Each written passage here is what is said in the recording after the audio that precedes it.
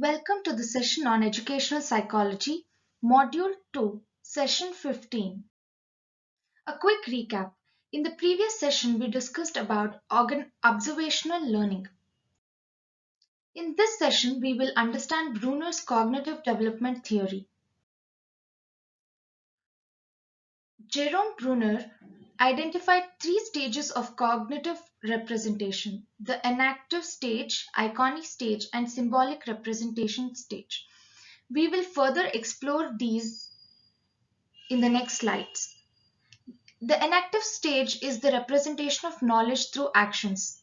Iconic is the visual summarization of images, and symbolic representation is the use of words and other symbols to describe experiences. Enactive stage, it can be observed between the years 0 and 1. The first kind of memory. It is the first kind of memory. This mode is used within the first year of life. Thinking is based entirely on physical actions, and infants learn by doing rather than by internal representation or thinking.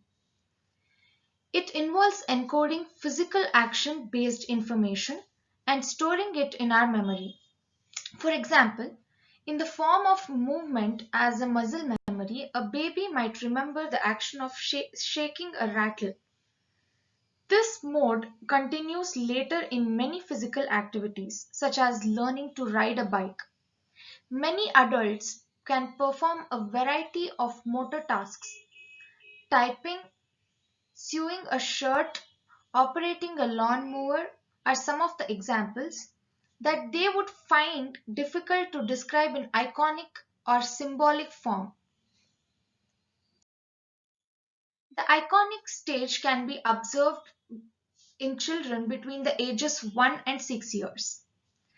Information in this stage is stored as sensory images, usually visual ones like pictures in the mind. For some, this is conscious, others say they don't experience it. This may explain why, when we are learning a new subject, it is often helpful to have diagrams or illustrations to accompany the verbal information. Thinking is also based on the use of other mental images such as hearing, smell, or touch. The third stage can be observed in children of the age group 7 years and above. It is the symbolic stage. This develops at last.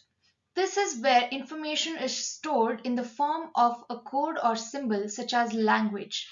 This mode is acquired around 6 to 7 years old. In the symbolic stage, knowledge is stored primarily as words, mathematical symbols, or in other symbol systems such as music. Symbols are flexible in that they can be manipulated, ordered, classified, etc. So the user isn't constrained by actions or images, which have a fixed relation to that which they represent. Summarizing the session, in this session we learnt the outcome of cognitive development is thinking.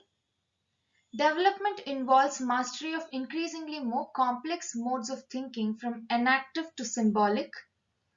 Bruner also believed that learning should begin with direct manipulation of objects at younger age. Here are some references to explore the concepts further. Thank you.